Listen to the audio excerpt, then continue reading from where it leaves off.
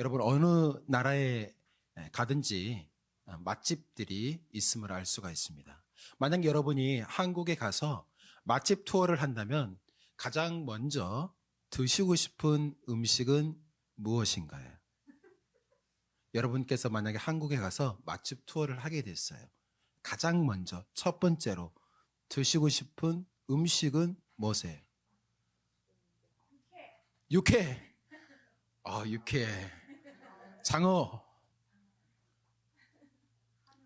한우고기. 감자탕. 네, 그 감자탕 여기서도 먹을 수 있죠. 네, 한우도 먹을 수도 있고. 한우. 순대. 네. 이 겨울에 또 뭐가 떠오르시죠? 호떡. 네. 호빵. 네. 어떤 거요? 백수. 저희 아내는 떡볶이가 먹고 싶대요.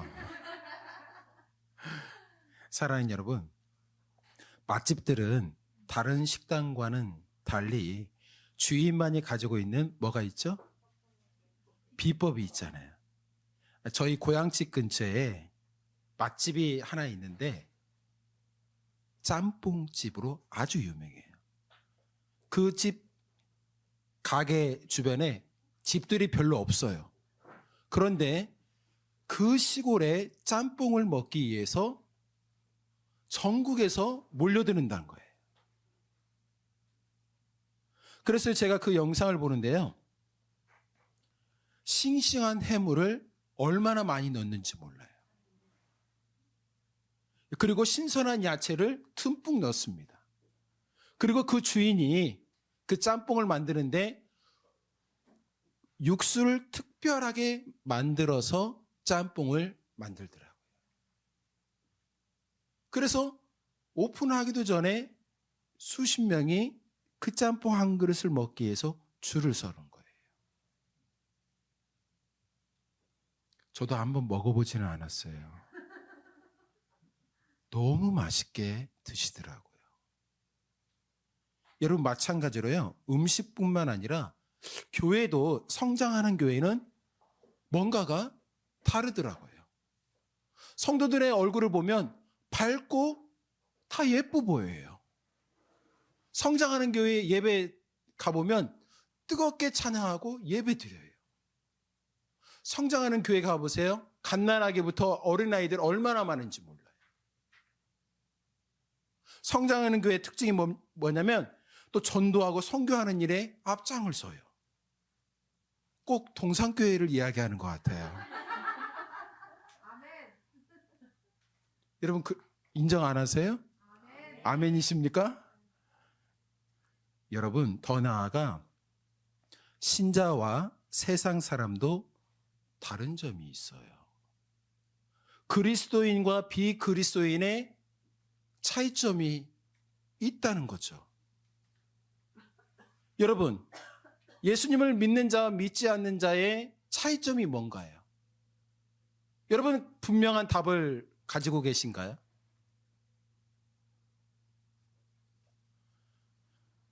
여러분 안에 분명한 답이 있기를 주님의 이름으로 축원드립니다. 분명한 답을 갖고 있는 사람들은 신앙에 힘이 있어요. 어려움을 만나도 쉽게 좌절하지 않아요. 잠시 가야 할 길을 잃어버릴지라도 쉽게 찾아요. 세상의 유혹과 시험이 올지라도 휩쓸려 가지 않아요. 왜냐하면 신자만이 가지고 있는 영적인 권세가 있기 때문에 그렇습니다. 신자와 세상 사람의 분명한 차이, 그것은 영적인 권세에 있다는 거예요. 여러분 영적인 권세는 하나님의 자녀들에게만 주어지는 것입니다. 저와 여러분 예수 그리스도를 믿는다면 영적인 권세가 있는 거예요. 성경은 이렇게 말씀하고 있습니다. 영접하는 자, 곧 그 이름을 믿는 자에게는 하나님의 자녀가 되는 권세를 주셨으니라고 말씀하세요. 여기 여러분 권세란 구체적으로 어떤 의미일까요? 더 나아가 권세와 능력의 차이점은 무엇이라고 생각을 하십니까? 여러분, 권세란 신분을 의미해요. 그리고 능력은 신분에 맞는 힘을 의미합니다.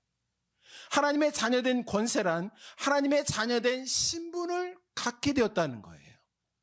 저와 여러분의 신분은 하나님의 자녀인 것을 믿습니다. 그렇다면 하나님의 자녀된 신분을 가진 자에게 하나님의 능력이 주어지는 거예요. 성령의 능력이 주어지는 것을 믿습니다.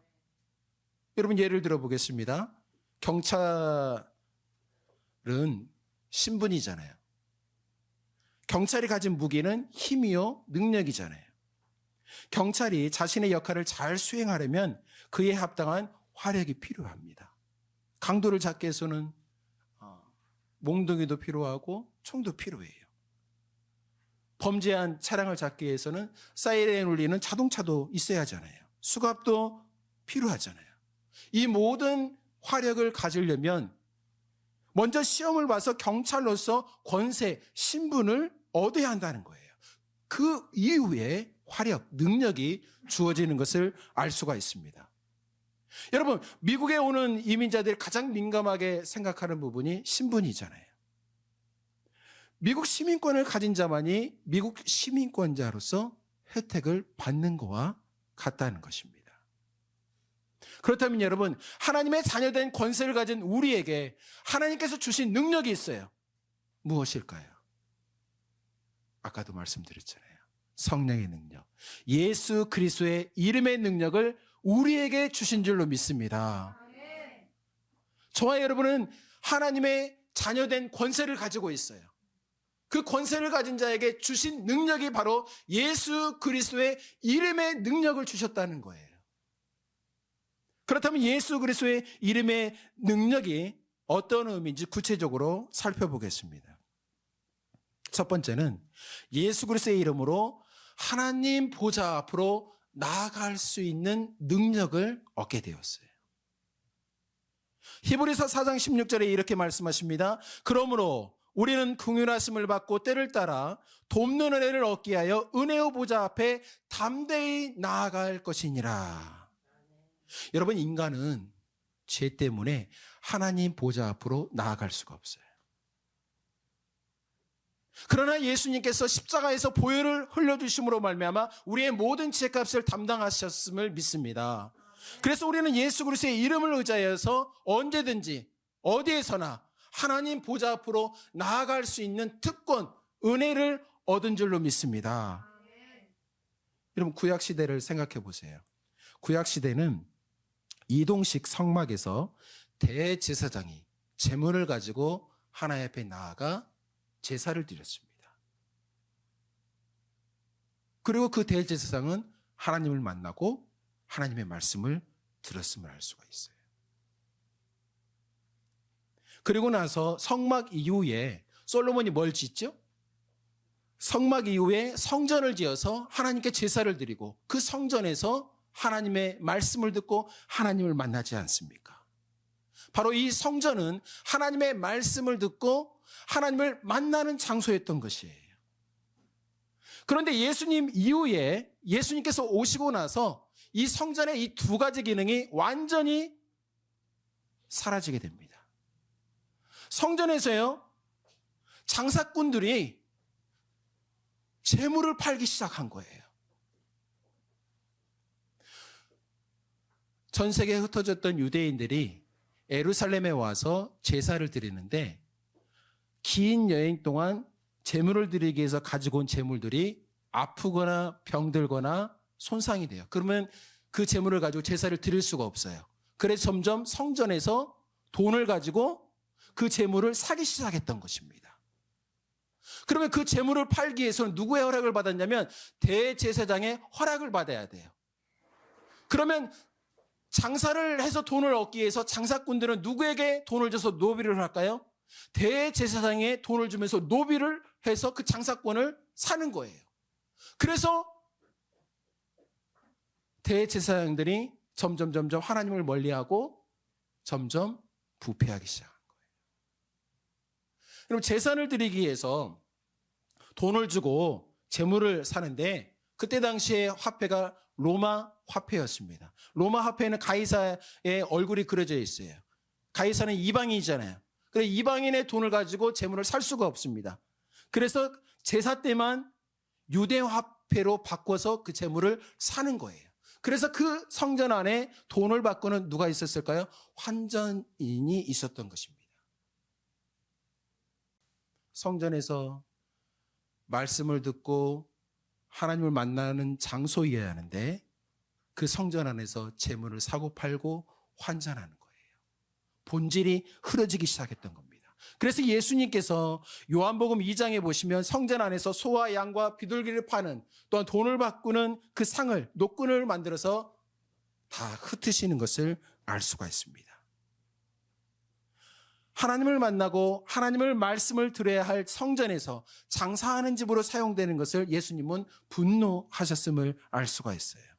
그 모습을 보고 유대인들이 예수님께 왜 그러느냐고 질문을 하게 되죠. 그래서 예수님께서 이렇게 대답을 합니다. 들어보세요. 너희가 이 성전을 헐라 내가 사흘 동안에 일으키리라. 예수님은 성전된 자기 육체를 가리켜 말씀하셨더라 성경은 분명히 말씀하고 있습니다. 이 말씀은 예수님을 죽이시고 3일 만에 부활하실 것을 예수님께서 설명하고 있는 내용인 것을 알 수가 있어요. 예수님은 죽지만 사흘 만에 다시 살아날 것을 성전 비유를 통해서 말씀해 주셨다는 것입니다. 예수님은 왜 자신의 부활 사건을 이 성전을 다시 3일 만에 세우는 사건으로 비유하셨을까요? 그것은 잃어버린 이 성전의 두 가지 기능, 예수님이 스스로 성전이 되어서 회복하시겠다는 의미가 담겨져 있다는 것입니다. 성전의 기능, 바로 하나님을 만나고 말씀을 듣는 이 기능이 이제는 성막, 성전이 아니라 예수님을 통해서 우리가 하나님을 만나고 하나님의 말씀을 듣게 되었다는 것이에요. 그래서 지금 이 자리에 우리가 하나님 앞에 예배드리고 하나님을 만나고 하나님의 말씀을 듣는 줄 믿습니다. 바로 하나님의 자녀된 권세를 가진 자에게 예수 그리스도를 통하여서 예배할 수 있고 예배를 통해서 하나님의 말씀을 듣고 하나님을 만날 수 있는 은혜와 특권이 주어졌다는 거예요. 두 번째로 여러분, 하나님의 자녀된 권세를 가진 자에게 예수 그리스도의 이름의 능력이 나타나는데 그 예수 그리스도의 이름의 능력의 두 번째 의미는 바로 예수 그리스도의 이름을 의지해서 우리가 기도할 수 있다는 거예요. 이건 엄청난 특권이고 축복이고 비교할 수 없는 하나님의 은총입니다. 요한복음 16장 24절에 이렇게 말씀하세요. 지금까지 너희가 내 이름으로 아무것도 구하지 아니하였으나 구하라 그리하면 받으리니 너희 기쁨이 충만하리라. 지금까지는 내 이름으로 너희가 구하지 아니하였지만 이후로는 내 이름으로 구할 수 있는 이 축복과 은총을 우리에게 주셨다라고 성경은 분명히 말씀하고 있어요. 저와 여러분이 하나님의 자녀된 권세, 신분을 가지고 있다면 기도의 특권을, 능력을 가진 자라는 사실을 잊지 않기를 주님의 이름으로 축원드립니다. 지난주에 우리 교육자들과 함께 2박 3일 동안 수련회를 은혜 가운데 잘 마쳤어요. 저 개인적으로도 정말 힐링이 되는 시간이었습니다.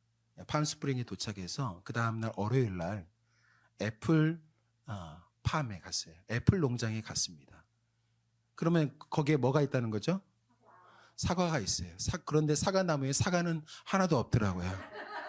이미 다 따가지고 저장해 놓고 주스도 만들고 잼도 만들더라고요. 입구에 이렇게 이제 아치형으로 문을 만들어 놓고 그쪽으로 들어갑니다. 사람은 없었어요. 그래서 거기에 안내 표지판과 함께 그 다음에 그 애플 농장의 지도가 있더라고요. 그래서 저는 조그마한 농장인 줄로 생각했어요. 그래서 저희 큰아들이 그 지도를 보면서 아빠 이거 지도를 보면서 이렇게 한 바퀴 돌아요. 저한테 이렇게 이야기를 해주더라고요. 저는 뭐 애플 농장이 뭐 조그맣지 뭐 이렇게 하고 그냥 받아들고 포켓에다 그냥 넣어놨어요. 그리고 이제 이렇게 산책을 하는데 사과나무만 있는 게 아니라요. 뒤쪽에 5색의 단풍나무가 얼마나 색깔이 이쁜지요. 그리고 작은 호수도 있어가지고요. 호수에 나무들이 비치고 하늘은 파란데 사진을 찍으니까 모델처럼 나오더라고요.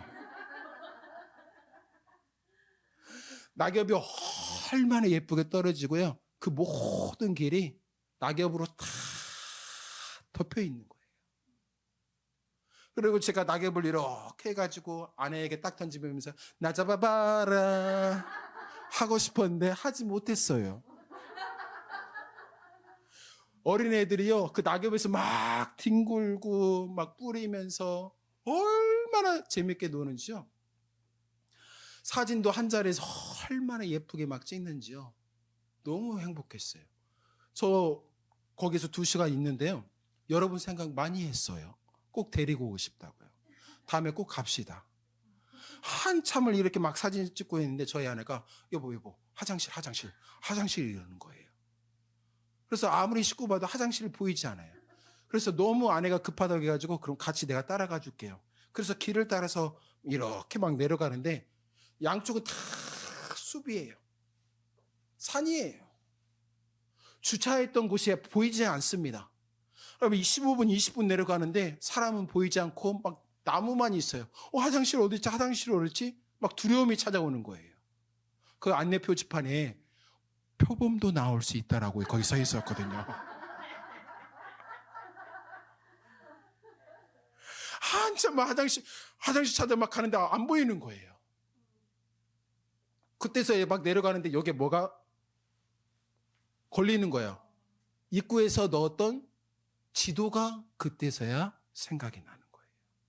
지도를 펴서 딱 보니까요. 아, 내가 여기에 있구나. 아, 이쪽으로 올라가면 화장실이 있구나. 그때서야 지도를 보고 아내에게 화장실이 여기 있다고 알려주고 그 다음에 화장실을 찾고 볼일을 보게 되었어요. 자, 거기서 깊은 깨달음을 얻었어요. 사랑하는 여러분, 우리 인생의 안내자는 하나님이시거든요. 그런데 하나님을 의지하고 신뢰하기보다는 내 경험과 내 지식을 따라서 우리의 인생의 계획을 세우고 홀로 갈 때가 너무 많은 거예요. 하나님은 우리의 인생의 안내자가 되어주셔서 우리를 보호하시고 인도하시고 함께 하시고 가르쳐 주시고 깨닫게 하시고 은혜 주시는 거예요. 그분이 누구냐면 보혜사 성령님이세요. 그 성령님은 저와 여러분 안에 함께 하셔서 우리를 인도하시고 가르쳐 주시고 보호하시고 은혜 주세요. 그 성령님의 은혜와 보호하심과 함께 하심을 날마다 경험하기 위해서는 기도의 특권을 여러분의 포켓에서 꺼내어서 사용해야 돼요. 왜 기도의 특권을 여러분 포켓 안에 그냥 넣어두세요? 기도의 특권, 기도의 티켓을 가지고 하나님 앞에 나아가야 돼요. 여러분 2019년 돌아보니까요. 하나님께서 우리에게 기도한 대로 응답한 것들이 얼마나 많은지 몰라요. 기도는 하나님의 놀라운 축복을 여는 통로예요. 하나님의 기적을 경험하는 통로인 거예요. 그렇다면 여러분 다시금 기도의 손을 붙잡고 기도의 자리로 나아갈 수 있기를 주님의 이름으로 축원드립니다. 예수 그리스도의 이름으로 하나님 앞에 나아가 기도할 수 있는 특권을 하나님의 권세를 가진 자에게 주신 거예요. 이것을 잘 사용할 수 있기를 주님의 이름으로 축원드립니다. 여러분 마지막으로 예수 그리스도의 이름의 능력은 세 번째 어떤 의미일까요? 오늘 본문에서 정확하게 말씀하고 있습니다. 사도행전 3장에 오늘 본문 말씀해 보니까요. 날 때부터 안전뱅이가 성전 미문에 앉아서 구걸하기 시작하게 됩니다. 그는 태어날 때부터 장애를 가진 사람이었어요. 한 번도 걸은 적이 없던 사람이었습니다. 그의 나이가 40이 넘었으니 평생 구걸하며 살았다는 것을 알 수가 있어요. 그 인생에 희망이 있을까요? 절망뿐이었습니다. 그의 인생의 문제를 해결할 방법이 없었어요. 그렇게 비참한 구걸하는 인생이 성전으로 들어가는 미문, 영어로는 뷰티풀 게이트라고 해요. 가장 아름다운 문 앞에서 구걸하는 인생으로 살아가고 있다는 거예요. 그 미문으로는 여러분 부정한 사람, 장애인, 이방인은 들어갈 수가 없어요. 그래서 장애를 갖고 있는 그 구걸하는 사람이 그 한계선, 미문 앞에서 구걸을 하고 있는 것을 알 수가 있습니다. 바로 그때 수많은 사람들이 미문을 지나며 아름다운 문을 바라보면서 성전 안으로 들어가요. 그러나 거린, 안진뱅이는 돈을 줄 수 있는 사람을 보고 있습니다. 바로 그때 베드로와 요한은 거린의 영혼을 봐요. 그 마음의 중심을 보게 됩니다. 그래서 베드로가 거린을 향하여서 우리를 보시오라고 말을 하면서 유명한 말씀 6절, 은과 금은 내게 없거니와 내게 있는 이것을 내게 주노니 나사렛 예수 그리스도의 이름으로 걸으라 라고 선포합니다. 그리고 오른손을 잡아 일으키니 그가 힘을 얻고 뛰고 하나님께 찬양하고 성전에 들어가 하나님을 예배하게 됩니다. 여러분, 우리에게 있는 것, 우리에게 주어진 것, 바로 나사렛 예수 그리스도의 이름의 능력인 것을 믿습니다. 여러분, 예수 그리스도의 이름의 능력은 생명의 이름이죠. 치유의 이름입니다. 회복의 이름이에요. 구원의 이름인 것입니다. 그 이름이 선포되어질 때에 능력이 나타나는 것이에요. 그래서 베드로와 요한은 그 자리에서 하나님의 임재를 나타내고 하나님의 영광을 보여주며 하나님의 능력을 나타내게 됩니다. 저와 우리 교회가 바로 이 예수님의 이름의 능력을 나타내는 성도요 교회가 되기를 주님의 이름으로 축원드립니다. 여러분, 베드로와 요한이 하나님의 자녀된 권세를 가지고 있었습니다. 그리고 그 하나님의 자녀된 권세를 가지고 예수 그리스도의 이름을 선포했어요. 그러자 능력의 성령님께서 그들의 믿음의 선포를 보시고 응답하시고 기적을 베푸신 거예요. 그렇다면 여러분, 어떻게 하면 우리 삶 가운데 하나님의 자녀된 우리에게 예수 그리스도의 이름의 능력, 이게 구체적으로 더 풍성히 나타날 수 있는 비결이 무엇일까요?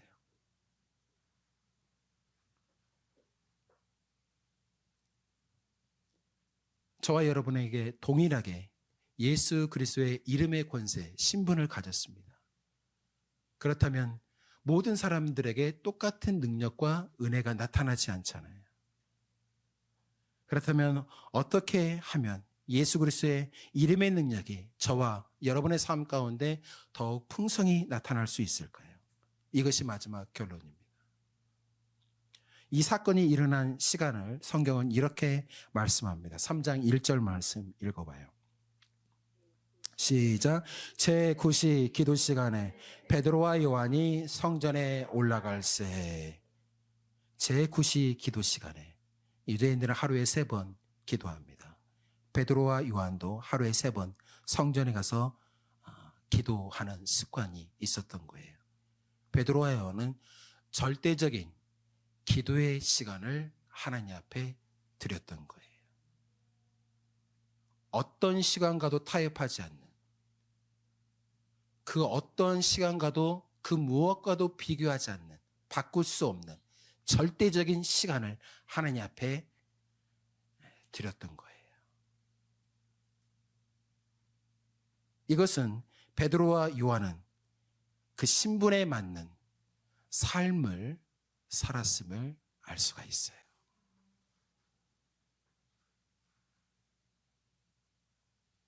여러분, 아무리 왕자의 권세를 가지고 있더라도 그가 거지처럼 옷을 입고 거지처럼 행동한다면 다른 사람들은 그를 왕자로 여기지 않고 무시할 겁니다. 경찰의 신분에 합당한 삶을 살지 않고 사기를 치고 다닌다고 생각해 보세요. 사람들은 그 경찰을 무시하고 또 경찰이 가진 그 권세는 오래가지 못한다는 거예요. 마찬가지로 하나님의 자녀된 권세, 신분을 가진 저와 여러분이 그에 맞는 합당한 삶을 살아갈 때 예수 그리스도의 이름의 능력이 저와 여러분의 삶 가운데 반드시 풍성히 차고 넘쳐날 줄로 믿습니다. 그렇다면 그리스도인의 권세에 합당한 삶은 무엇일까요? 그것은 바로 거룩함이요 또한 성결함인 것입니다. 하나님의 자녀된 권세를 하나님은 우리가 누리기를 원하시는데 하나님은 우리에게 거룩함을 요구하시고 구별된 삶을 원하신다는 거예요. 이러할 때 저와 여러분의 삶 가운데 예수 그리스도의 이름의 능력이 차고 넘쳐날 줄로 믿습니다. 기도하겠습니다.